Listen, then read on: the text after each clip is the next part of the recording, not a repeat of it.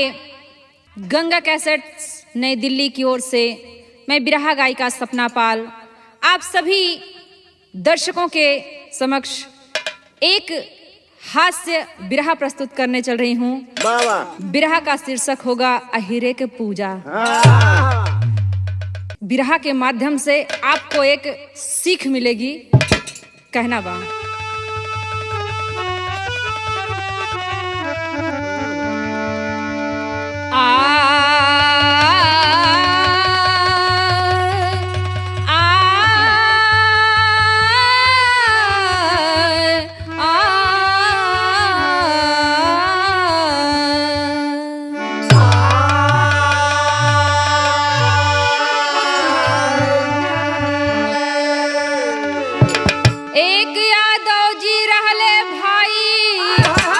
प्रभु जी मनसा को पुराई, हंस के बोली मलकिन सुना पिया एक बार।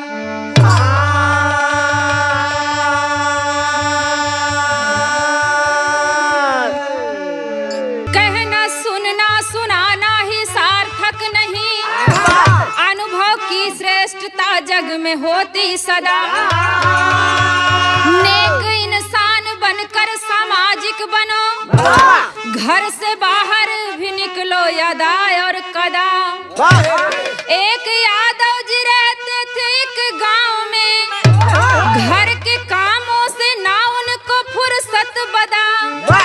एक पूजा में सब उल्टा पुल्टा हुआ, कैसी चटकी है मुश्किल ददा ऐ दद।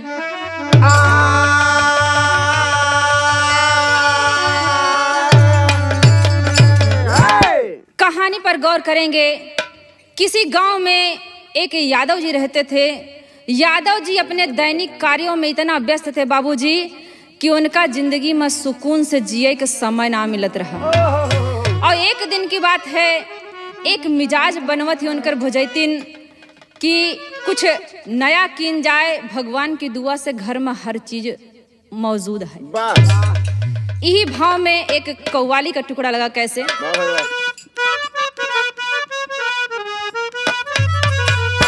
कि मेरा ईमान कहता है मेरा ईमान कहता है मेरी ईद हज के महीने में होगी।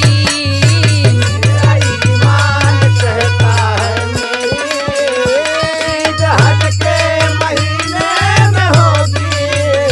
मेरा ईमान कहता है मेरा ईमान कहता है मेरी ईद हज के महीने में होगी। अब मुलाकात प्यारे नबी से, अब मुलाकात प्यारे नबी से जाके मेरी मदीने में होगी।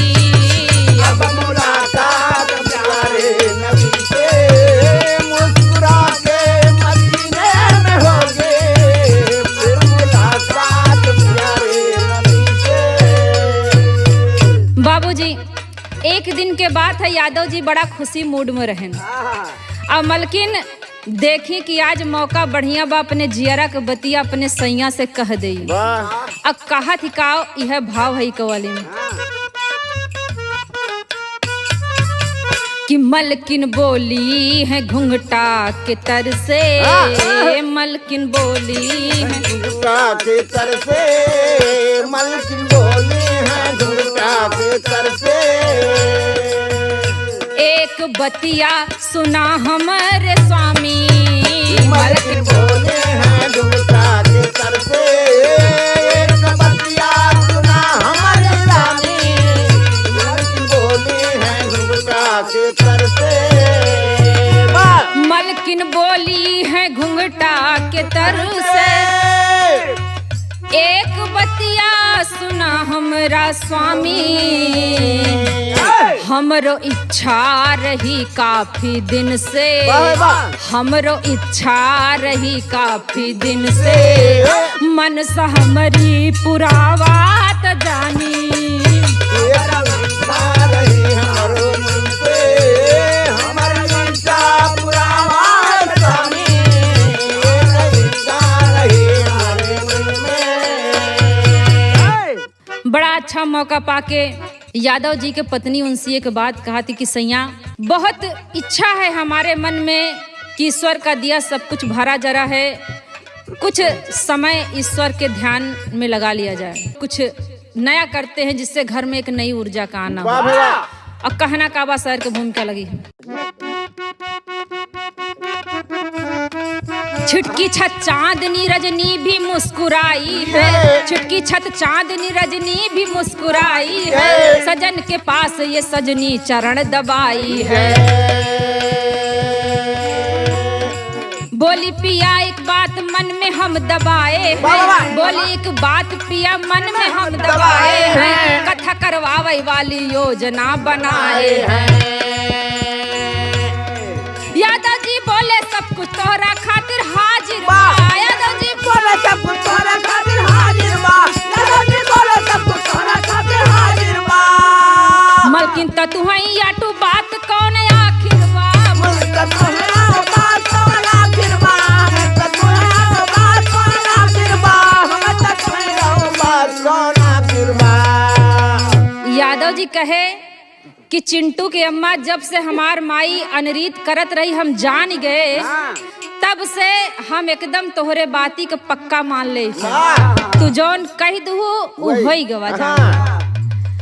यही में एकदम खुशी के मारे फूली ना समात यहाँ यदवाई कहा थी कईयो पीढ़ी होई के पूजा पाठ करे, हमारे घरे में पूजा होई, अचार मेहरारू देखी है तो बहुत जरी है बुतई हमका मजा आए। यही मन में बात बनावत थी बाबूजी, यही बिरहा में टेरी के भाव लगत कैसे।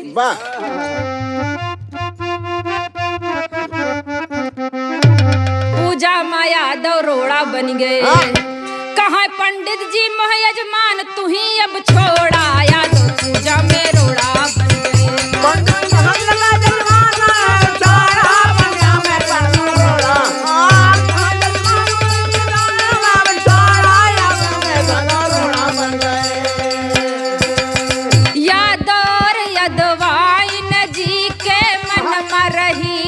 बात समा सोचे रुपया पैसा होईगा पक्का घर लिहले बनवा, दान दक्षिणा कुछ कैले ही पूरा करही नारायण। यह बात सोचत है मन में, यह बात सोचत है मन में, पंडित जी से चले बेटा।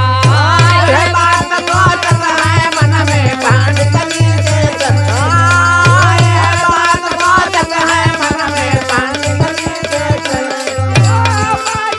जय जगन्नाथ ओ पंडित जी से चले बना, यह बात सोचत है मन में, पंडित जी से चले, यह बात सोचत है मन में, पंडित जी से चले बना। बात इतनी होईगा और उस दिन जब पंडित जी की बात होगी कि पंडित जी यहाँ घरे में पूजा, जब यादव जी सवेरे निकरेन फिल्टर उल्टर लेके तो कहीं देखा ये फिल्टरन के अल्टा पलटी में तो हर पूरी जिंदगी बीती जाती है।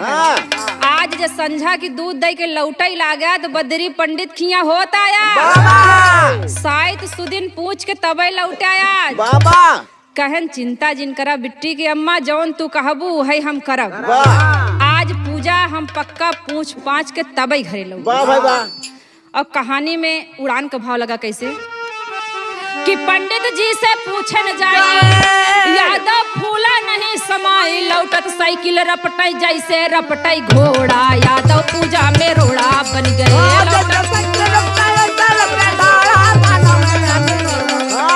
लौटत साइकिल रपटाई जैसे रपटाई घोड़ा, यादव बन गए।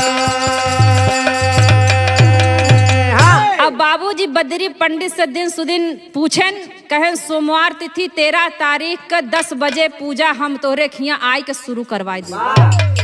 एकदम मौज में पंडित जी की बात सुन के एकदम मगन है यादव जी। कहाँ सार कईयो पीढ़ी बीत गया पूजा पाठ करे, देखा भी पूजा उजा होत कैसे। और यादव जी चल पड़े हैं, साइकिल ऐसे कांटा खूंटी कुछ देखते नहीं कि पंचर हो जाए कि टायर दक जाए। एकदम यादव जी चला जाते हैं घरे, और घरे लौटत हैं तो घरे में एकदम मलकिनिया दिन बस सोचत या कि आवत हुई कुछ न कुछ रोचना उचना लेके। कैसे होते तर्ज लगा कैसे, क्या बात है। तौबा तौबा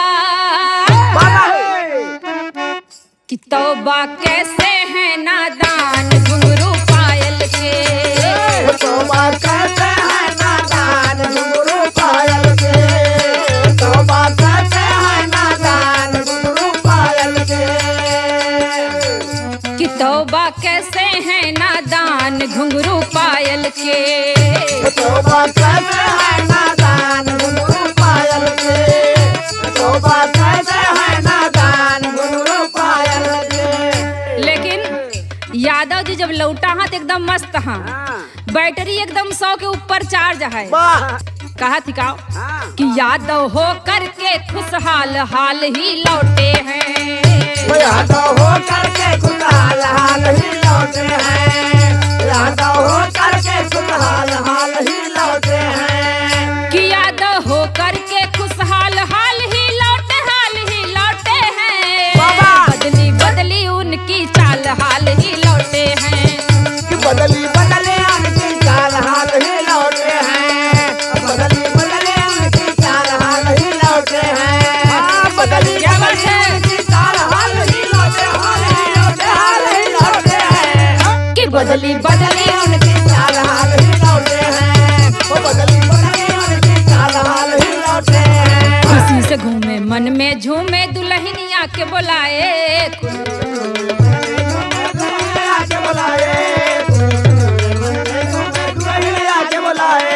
पंडित जी के एक बतिया दुल्हनिया से बताए हाल ही लौटे हैं, है रसगुल्ला गोरी के गाल हाल ही लौटे हैं।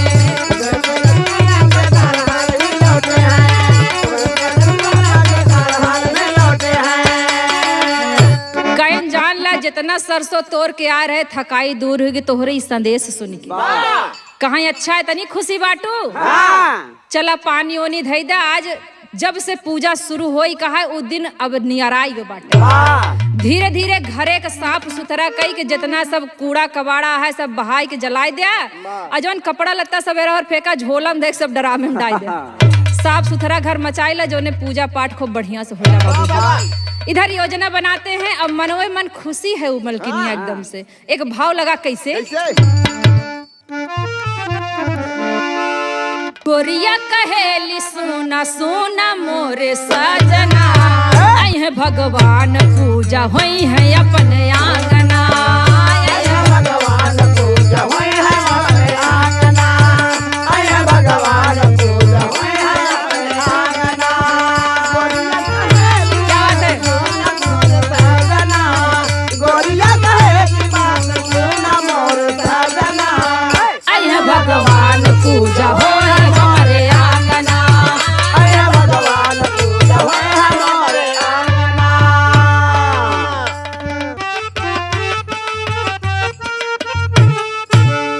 हमारी बतिया सजनवा जमाना हो, हमारी बतिया सजनवा जमाना हो, हमारी बतिया सजनवा जमाना हो, धर्म कर्म काज भरी है खजाना हो, धर्म कर्म काज भरी है खजाना हो, धर्म कर्म काज भरी है खजाना हो, खुशियों के बाजे खन खन गोरिया के कांगना, खुशियों से बाजे खन खन गोरिया के कांगना, आई है भगवान पूजा होई हमारे आंगना, आई है भगवान पूजा होई हमारे आंगना, आई है भगवान पूजा होई हमारे आंगना। दूसरे दिन पंडित जी अब फिल्टर लेके चलन कामे पर, जितना खोआ रहा सब फाफा के मंडी में पहुंचावे के लिए तैयार है। सोचन पहले दूधवा बांटे आई, तब आई तो सब काम धाम हो। यादव जी से कहत यहाँ की सब चीज धीरे धीरे इकट्ठा करे लगा। और देखा सुना बिट्टी के बाबू तो का जब सहेजा लागा साइकिल रपटत की आगे भाग जा कहा तय 2-4 बीता कपड़ा लेते आए कुछ बहन बिटिया बुलवावा जाए 2-4 पीढ़ी में एक बार पूजा सुने चलता कहना अच्छा ठीक है सब लेते आओ ठीक है तू घर और बड़े ध्यान से अपन देखा खेती बाड़ी अब बाबूजी वो चल भय और चल भय तो हियाँ एकदम मन लगाए कि यदवाइन लगी यहाँ एकदम यदवाइन देखत यहाँ कि कितना दूध बचत बेचे के बाद एक फिल्टरवा देखे तो कहीं तुम्हारे माई रे एक कुल पनिया झोंके रहा थी खोआ बने का भगवानों को पानी मिला खोआ बना बड़ी दिक्कत यह है यदवाइन कहा है काल कहे रहे देखी कहूँ धरे हुई है खोआ तो कहाँ खोना तो लइहे ने लौटाई के चला वह हुआ दूधवा रखा बा प्योर दूध है अपने हाथे से घोट के बनाओ तो प्रसाद में स्वाद आई। अब भैया बाबूजी दोपहरिया होत है काम धाम कई के यादव जी लौटे हैं गौछा से पसीना पोछत फिल्टर ढोवत सब हाल हो गए।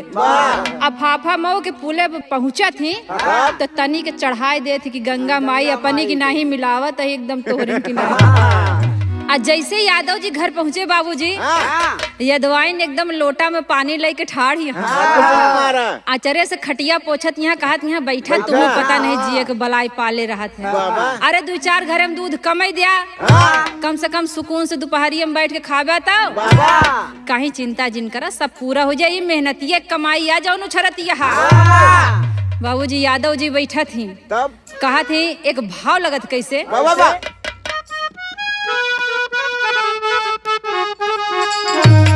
कि हनेक कमवा अरे मोरे सजनवा अरे मन सा लगत बा पुराई आवा घोटत रहली मिठाई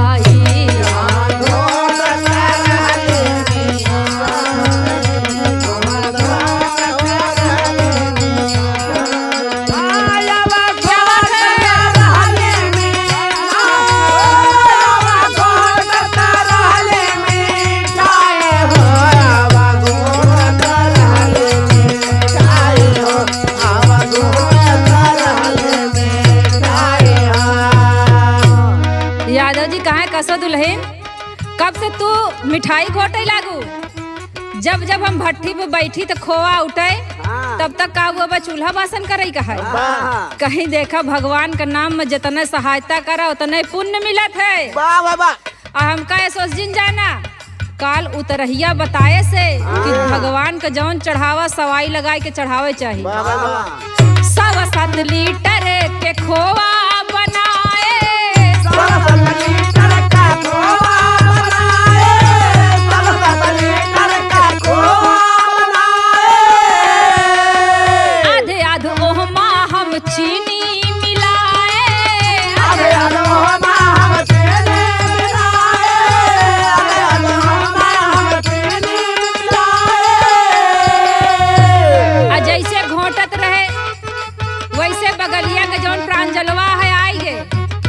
बड़की अम्मा यूट्यूब पर देख ला खोआ में चीनी कितना मात्रा में मिलाई जा घोटते ही रहे तबे वो बताएगी 7 लीटर के खोआ बनाए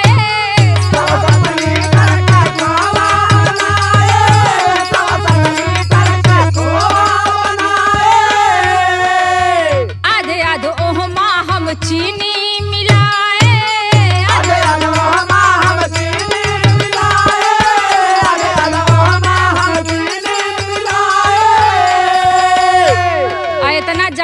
दिन में कहूँ रही मन हमार पूजा के दिन पे अटका बा रहली अंगनवा तू ही पे रहा मनवा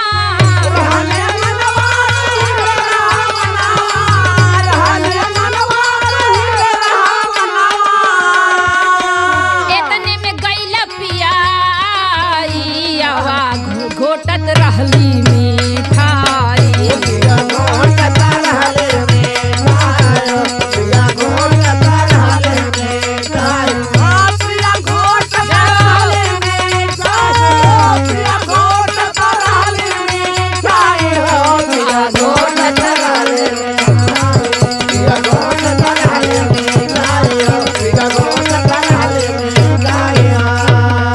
अब बाबूजी घरे में जौन थोड़ बहुत एक आध भीतर बचा रहा कच्चा सब पिड़ोरी ककरा पर के लियाए के पोताए उताई हाँ। 2-4 ठी बहन बिटिया जौन रही सब बुला लिए कि पूजा के दिन सब लोगों का रहना जरूरी है। धर्म कर्म का काम सब लोग मिल के करें तो ज्यादा पुण्य लगता है। यह विचार बनाई के यादव जी के घर में बढ़िया तैयारी चल रही है।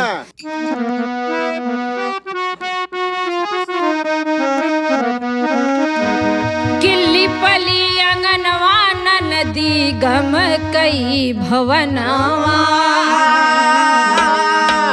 चारि ओरी चिकन दिखाई हो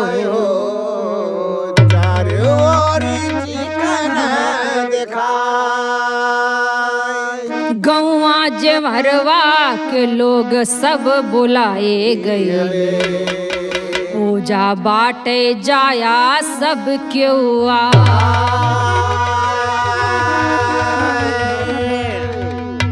बाबूजी आखिर पूजा वाला दिन आइन गवा और सारा दिन जानला कि मलकिन लगी रही कि घर एक एक काम निपटाए ली। पजीरी से लेके धूप दीप रोली एक एक गिनत यहाँ कहत यहाँ यादव जी भुलक्कड़ बहुत कहूँ चन्ना मृत के लिए पंचामृत के व्यवस्था करती है। कहाँ लागत है शादियाँ भूल गए तई रुका जब देखा तब हेलीकॉप्टर छुटाना ही रहा था। तू कहो पकड़ में आवत है देखा एमन शहद भूल गया है डावे बरे। लाला से कहा कि शहद जरूर दे दे पंचामृत बिना शहद के ना पूरा होते। और उतरहिया मिले तो कह दे तई पूछा तो तुलसी माँ यहाँ की झुराई गई। अब बाबूजी पूरा व्यवस्था हो जाती है पूजा की। और शाम का समय आए एक तर्ज लागत है कि रात भर नींद नहीं आवती है। एकदम मन बेचैन है कि कब भिनसार हो या पूजा शुरू हो। काहे कि गांठ जोड़े कम से कम 25 साल बीत गए यादव जी से। भाव लगत कैसे बाबा आवे नाही नितिया भाई आवे नाही यादव जी रहे भाई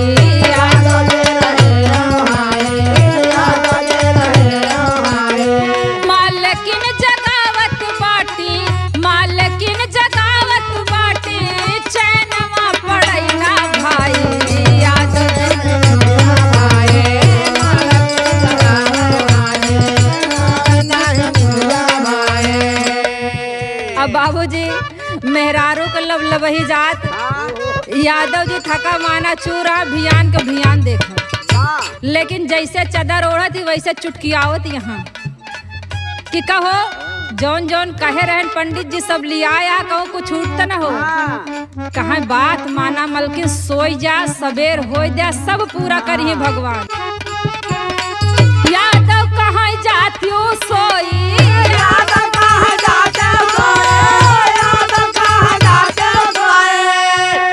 अब हो जाती सोचत यहाँ जाने कब भिनसार होई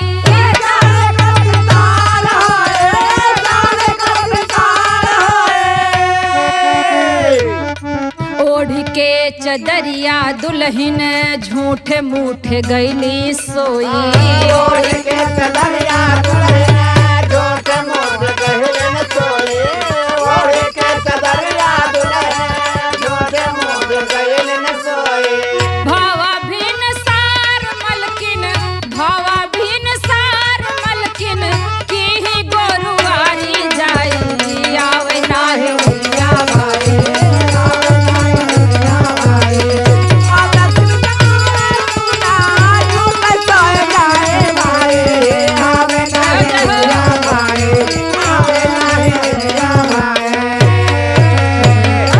अब बाबूजी इतनी बात होगा हर पंडित जी खिया का हाल सुने का होते। अब पंडित जी भोर भिनसारे उठ गए हैं सुबह सुबह पूजा सुनावे के बाद सोचते हैं कि कोरोना में कहूँ कौनो काम मिला नहीं वो बड़े दिन पे जजमान मालदार मिला। अब बाबूजी तब ले हर पंडिताइन तैयारी बनावत है कि हमारे पति जी आज बड़े दिन बाद फल फ्रूट लेके आई हैं जरूर।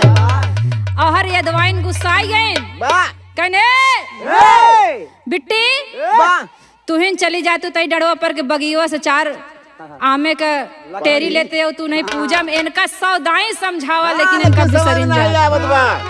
आए हर पंडित जी तैयारी बनावत हैं। कैसे? पंडित जी गए 11 लोटा पीपरे जल चढ़ाए वाह वाह कोरोना में आ इतना मस्त रहन कि माल टाल मिली कुछ 11 जगह 12 हो गवा वाह कहे न बेका 16 कई के छोड़ी कौनो बात नहीं सब भोलेनाथ माफ कर। वाह वाह। अब बाबूजी होत का एक तर्ज लगत कैसे कहना बा कि बदले अपन हुलिया सुने कागा के जो बोलिया अरे पिपरा पे जलवा चढ़ाए हैं कहाँ गईलू भोजैतिन बोलाए हैं कहाँ गए भोजैतिन बोलाए हैं, कहाँ गए भोजैतिन बोलाए हैं, कहाँ गए भोजैतिन बोलाए हैं, कहाँ गए भोजैतिन बोलाए हैं, कहाँ गए भोजैतिन बोलाए हैं। कहाँ देखा आज घरे का ख्याल रखू क्यों जजमान आवे तो उनका बताए दियो कि आज यादव जी खिया पूजा सुनावेगा ही और देखा गोबर ओबर सब फेंक दे सब साफ सफाई कर दे पूजा कई के अब हम निकरत ही आ एकदम एटलस वाली नई की साइकिल निकाल रहे हैं आज पंडित जी कहना का बा बड़े दिन बाद मिला ऐसा यजमानवा बड़े दिन बाद मिला यजमानवा, बड़े दिन बाद मिला यजमानवा। काहे बड़ा मालदार यादव है एकदम जान ला पक्का घर चमचमाता है खोवा का धंधा इतना चल पड़ा है कि पूछा जिन एकदम हर तरफ से संपन्न है एकदम टॉप टू बॉटम मालदार है यादव और कहा थी बड़े दिन बाद मिला ऐसा जजमनवा बड़े दिन बाद मिला यजमानवा, बड़े दिन बाद मिला यजमानवा। आहे मालदार सुधर जाई दिन दिनवा मलदार सुधर गए हो दिनवा, मलदार सुधर गए हैं हो दिनवा। झोलवा के टांग पंडित पैडिल जब मरल ना झोलवा के टांग पंडित पैडिल जब मरले, झोलवा के टांग पंडित पैडिल जब मरले। एक बार चले से पहले पंडित जी अपन झोला चेक करत हैं देखा कि हमन सत्यनारायण व्रत कथा का किताब आहा कि नहीं आहा शंख देना कने बुलाने। संखिया हुए छूट गया है संखियो ले आए के धरे बाबूजी सब कुछ टी फार टाइट कहना रे मोरे बप्पा रे जैसे गेटे भजन कहना रे सालिग्राम भगवान के लेते आओ तो पूजो काल मरिया अब बाबूजी पूरी तैयारी के साथ निकलते हैं तब झोलवा के टांग पंडित पैडिल जब मरल ना झोलवा के टांग पंडित पैडिल जब मरले, झोलवा के टांग पंडित पैडिल जब मरले। जय श्री राम नाम गाए हैं कहाँ गैलो हो जैतिन बोलाए हैं। कहाँ गए भोजैतिन बोलाए हैं, कहाँ गए भोजैतिन बोलाए,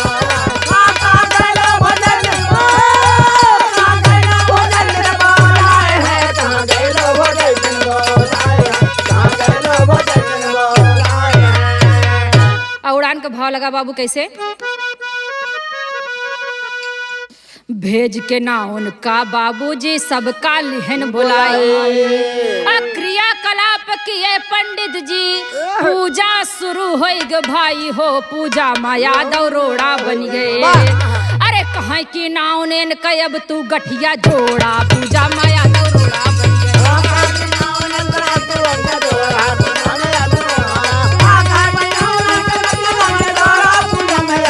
बन गए क्या बात है गंगा का सर क्या बात है सब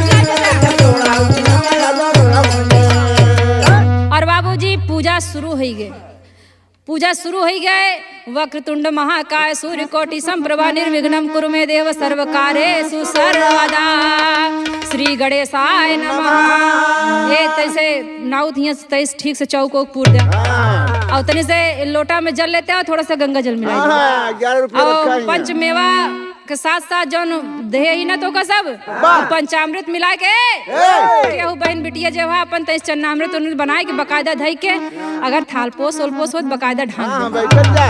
और हर जितना भी फल फ्रूट हो 4-5 रंग का सब चढ़ाए दे भगवान शालिग्राम को सब चढ़ावा जा। और हर 4 मेहरारू रंगना लगावे जुटी है। कहा है जल्दी से पकड़ा इनका रंगना लगाए बहुत दिन हो गए।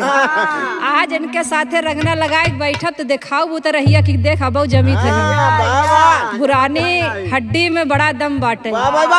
अब बाबू जो है रंगना में हावर लगा था बैठे थे 2 जनी। अब बक्सा के कोने में बियहुती चुनरी धरी बाटे एकदम दबाए के जैसे गगरी में निकार निकार के ये दवाई ने एकदम जोड़वाए नहीं बाबूजी जोड़ दीन 1 रुपया धय दिन कहा कुछ और धरा बड़े दिन बाद पूजा होती है कहा चला 51 देता है बहनी विदा करे लागत तो तुमका सब देवे। और वो है हला सुना जौन 1500 का साड़ी लिया है वो बिट्टिन बरे आए बा बिट्टी सोची कि अब सब कुछ हम हिन के मिले एकदम खुश बाबूजी। पूजा शुरू हो गया। किसी समय साधु नाम बढ़िया रहा करता था कन्या कलावती एकदम पूजा के मूड में आए गए पंडित जी पूजा सुनावा था। तो पूजा शुरू भई जब 6 शंख बज गए 6 शंख बज गए। अब सतैन में कुछ यादव कहा तहाँ देखा यह या पूजा का मजा कितना मजा आवत है करे साथे बैठे पे आज बहुत दिन हो गया पूजा में। अब बड़ी मजा आवत है तई से और सुनौतन 6 का 7 का 10 शंख बजाई डावन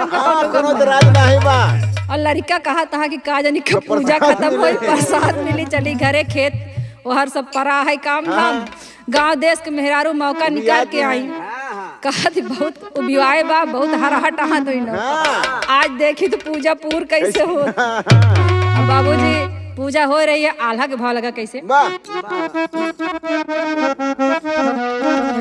कि होए लगी पूजा अब यादव के अंगनवा है भैया होए लगी पूजा यादव के अंगनवा हो भैया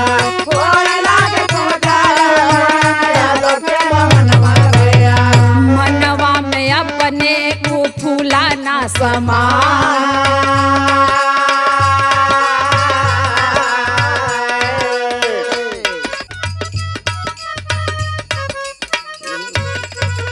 गौवा जवार सब आई गए दुअरवा है भैया गौवा जवार सब आई गए दुअरवा हो भैया गौवा जवार सब आई गए दुअरवा हो भैया होए लगी पूजा सुनी देव हरसा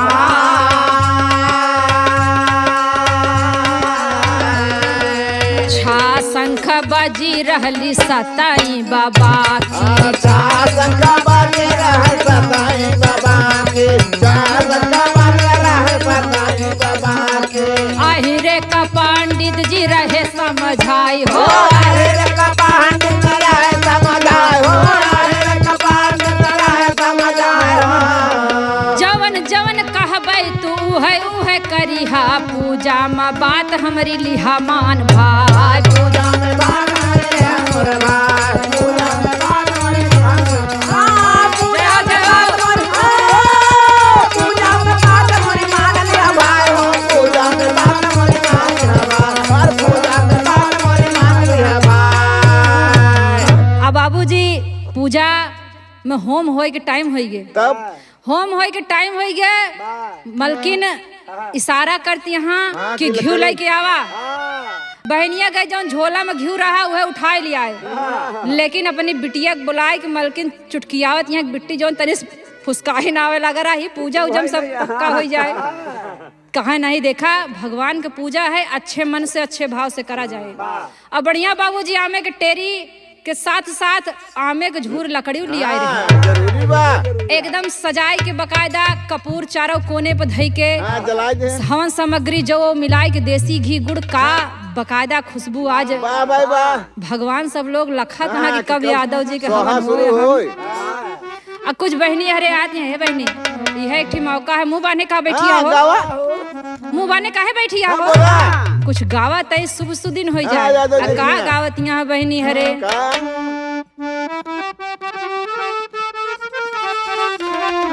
चंदन केरी लकड़िया का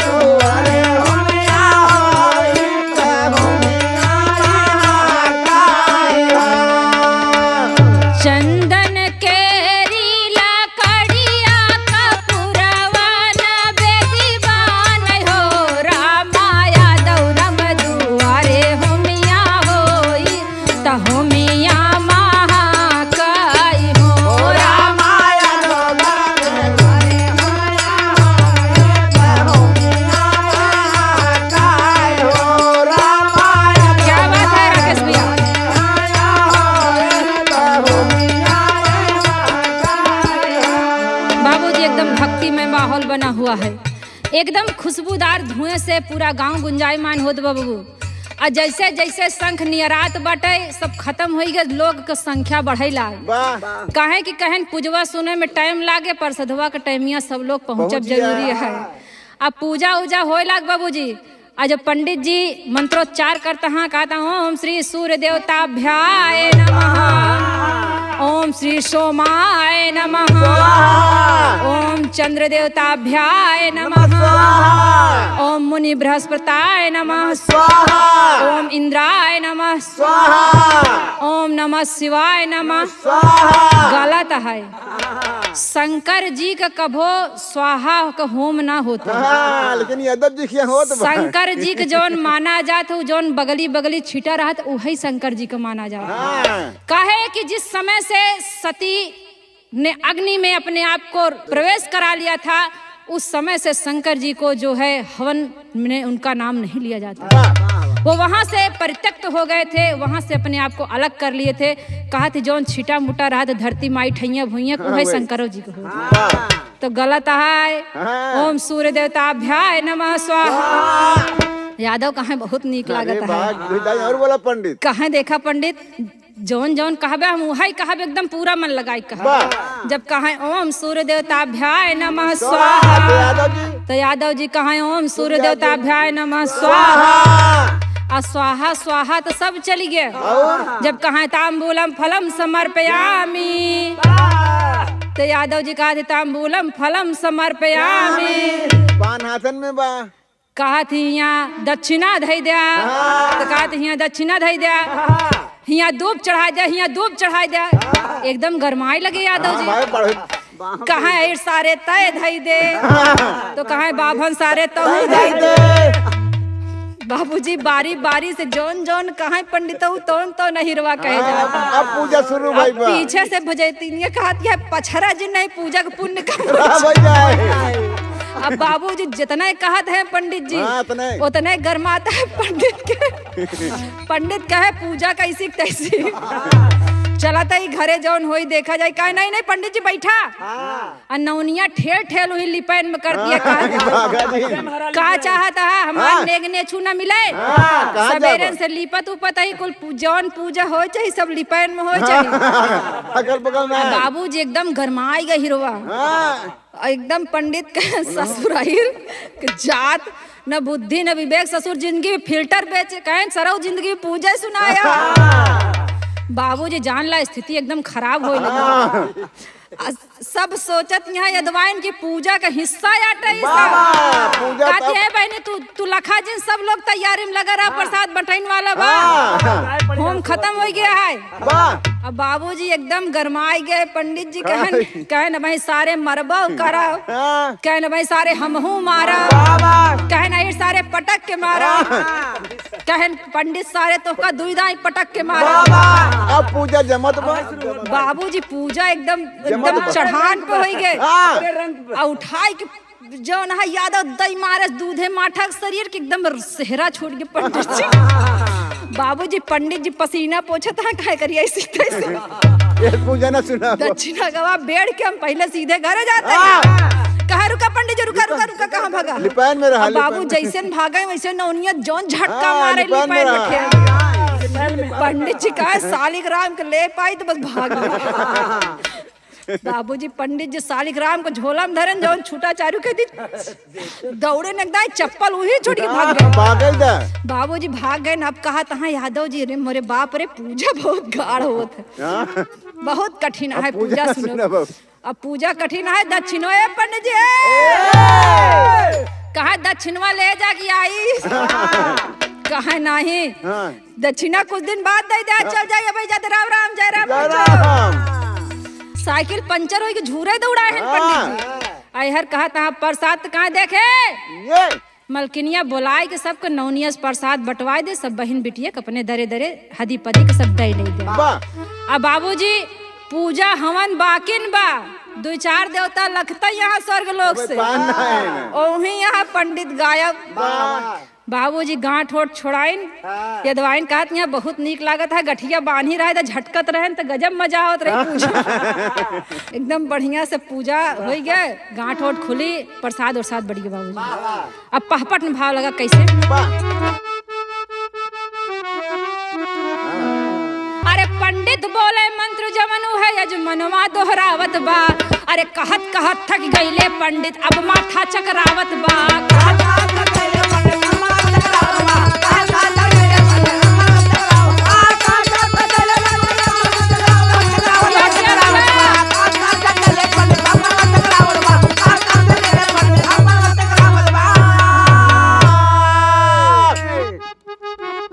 कहें पंडित जी हिया पनवा चढ़ाई दा, यादव जी सोचे कहे रहा दोहराई दा, अरे जवन जहन कहत है पंडित उहे कही डावत बा, अब कहत कहत थक गईले पंडित अब माथा चकरावत बा।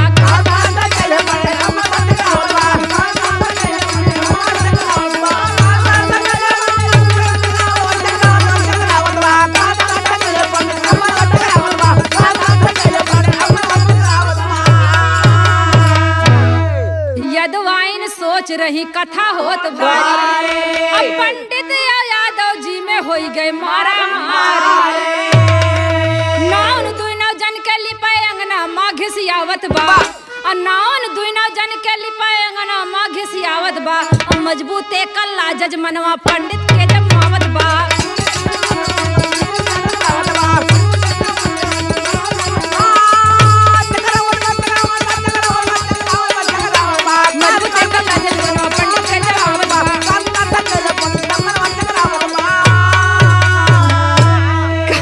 मोरे बप्पा रे पंडित भाग गए नी, हथवा में बांधे वाला कलावा गिर गया है, वह देखा लियावत बांध लिन जाए कुछ जने मिल के, कहाँ बांध तो लेबा लेकिन एक मंत्रवा के पढ़े।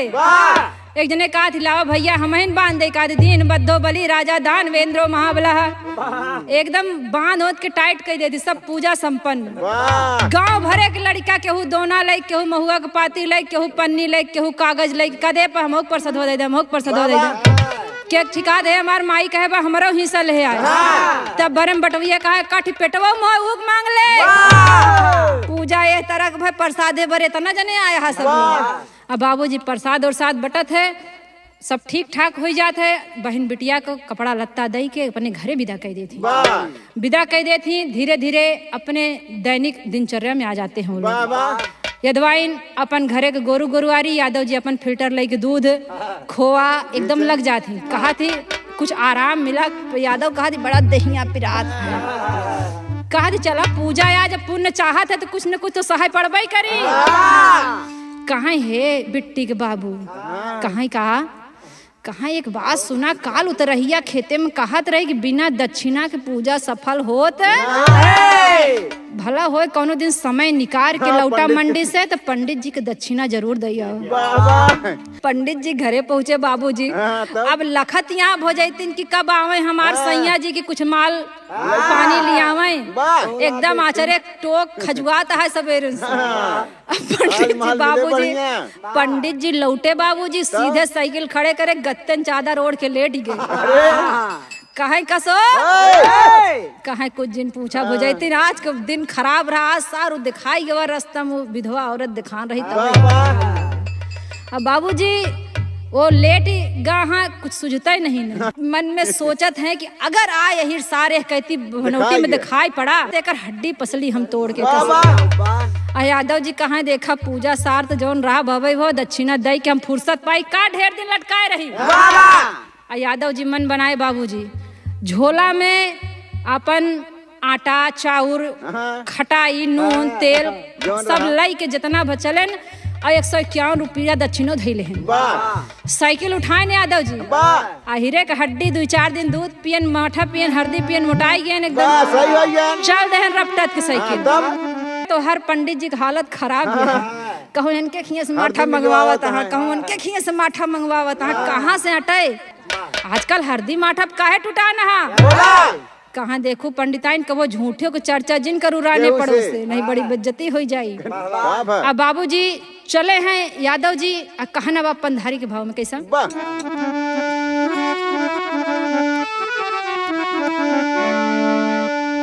सब कुछ छोड़ भगे पंडित जी गिरत परत रहे। अरे सब कुछ छोड़ भगे पंडित जी गिरत परत रहे। अरे हरदी माठा अपने घरवा में पियत रहे।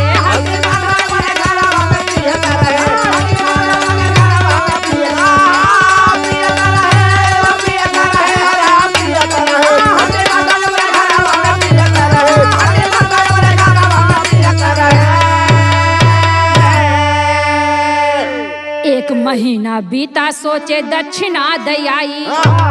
एक महीना बीता सोचे दक्षिणा दयाई। अब पहले से होशियार पंडित जी उनहु का दिहे तोराई। अरे कहाँ पूजा सुनब न जिंदगी अगर जियत रहे। यादव कहाँ अरे मुरी यदवाइन हो मेरा रुख कहा मानत बड़ी दिक्कत होत। पूजा ठीक है लेकिन दक्षिणवा बहुत ही गाड़ी। कहाँ की पूजा सुनब न जिंदगी अगर जियत रहे। हरदी माठा अपने घरवा में पियत रहे।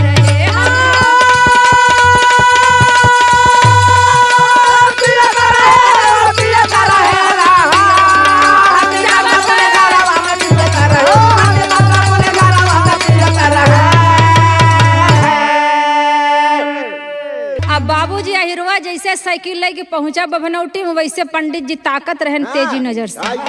कहन सार बड़े दिन पर दिखाना है। चिंता जिनकर हम असली बाबा नहीं तोहार ऐसी के तैसी ना करें। अब बाबूजी जैसे पहुंचे कहना रे आवा यादव जी। कहन पंडित पाए लागी।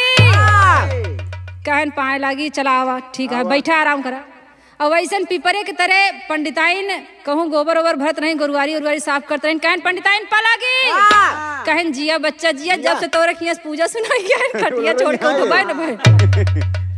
कहें जब से तोरे खिया से पूजा सुनाई कि आइन पंडित हमार उठबे न भाई तब से खटिया काज नहीं कौन पूजा सुना। कहन हमहू नहीं समझ पाए बहुत हम कबो सुने तो ही नहीं। अब पहल पूजा सुने तो हमहू कुछ समझ में कम आवत है। 3 दिन लेटे रहे। हम दक्षिणा दे आए ही। पंडित जी कहन बैठा दक्षिणा हो ये मलकिने तई पानी उनी लियावा नहु पियावा। आ दोनों जने के एक ही हाल या तनी हरदी माठा नहु लेते आओ छोटे गिलास में। दोनों जने पिए बाबूजी। कहाँ दक्षिणा ऐसा है यादव जी दक्षिणा दे आया है ठीक है कोनो बात नहीं न। सीधा पिसान जोन ले भाव धई दे भजैतिन ले जी घर में धई ली है। और हम जो तोका एक विधि बतावत है। देखा हम तोहार पुरान पंडित है। तोहार दादा परदादा सब हमहिन से पूजा सुने हैं। जब भी सुने हैं इन्हन बीचे तू ज्यादा भुलाई गया कमाए धमाए में ध्यान नहीं दे। तो कहन अच्छा कहन तोहरे पीढ़ी में बहुत बुरा रोग रहा। कहन रोग रहा कहन हाँ और का। अरे यार हम झूठ बोलते ही ना हो तो मेरे भजैतिन से पूछा। कहन ओका रोगवा के वैद्य दवाई बताए रहा लेकिन भगवान की मर्जी पहले चल बसन तोहार बाबू। कहन तो पंडित जी बोले बाबूजी कि जितना तोहार रोग दोख होई हम सब दूर कर दे। अब बाबूजी ओहार बड़का बेटवा कहे रहा सैला लाल करे रहा एकदम। यादव जी कहे पंडित जी लागत है दिक्कत हो जाए। कहे नहीं बिल्कुल नहीं यार कष्ट सहबे तो पुरखा तर जाई है। बाबूजी घर में सैला छुआ देन यादव जी। यादव रहन छौ छिया कौनो तरह कपड़ा धोती पहनन साइकिल चलाउते न बने। घरे आए बाबूजी खटिया पड़ गए।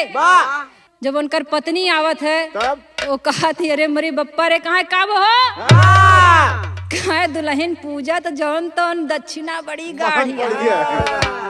तो कहा तू भला भाई कब से कहत रहे कि कुछ सोच समझ के काम कर। बाबूजी गौर करेंगे कहानी के अंत में शिक्षा यही है कि जीवन में आप जहाँ भी रहे जिस भी स्थिति में रहें गांव में समाज में लोगों के बीच उठते बैठते रहे। इब्राह के माध्यम से यह संदेश जाता है आप लोगों में कि समाज में भगवान जन्म दिए हैं मनई के तन दिए हैं तो 4 लोगों के सुखे दुखे शामिल हो चाहिए। आप 4 लोगों के सुख दुख में जाएंगे तो जीवन जीने का गांव देश का तौर तरीका सीखेंगे।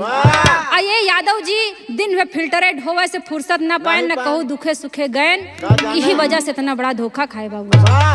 इसलिए जीवन में अधूरा ज्ञान कहा है अधजल गगरी छलकत जाए। अंत में कहना बका स्वामी गीतानंद संत गुरु राजा राम आधार है बोले सुना भा संसार हो, पूजा में यादव रोड़ा बन गए। कि सपना कहाँ कि बिरहा लिखा कलम ना तोड़ा, पूजा में यादव रोड़ा बन गए।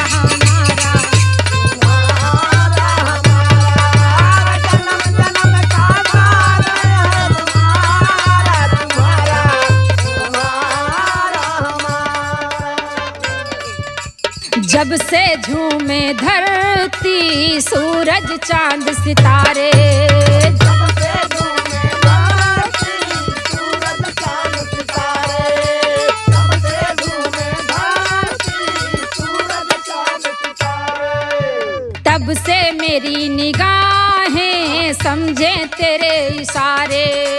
तब से मेरी निगाहें समझे तेरे इशारे, तब से मेरी निगाहें समझे तेरे इशारे। प्रीत में रूप बदल के साथी लेंगे जन्म दोबारा, जन्म जन्म का साथ है तुम्हारा तुम्हारा। तुम्हारा तुम्हारा, हर जन्म जन्म का साथ है तुम्हारा तुम्हारा, हमारा जन्म जन्म का साथ है तुम्हारा तुम्हारा, तुम्हारा हमारा तुम्हारा हमारा। नमस्कार साथियों, ये बिरहा आप लोगों को कैसा लगा कृपया कमेंट करके बताएं और इस चैनल को लाइक और सब्सक्राइब करना ना भूलें।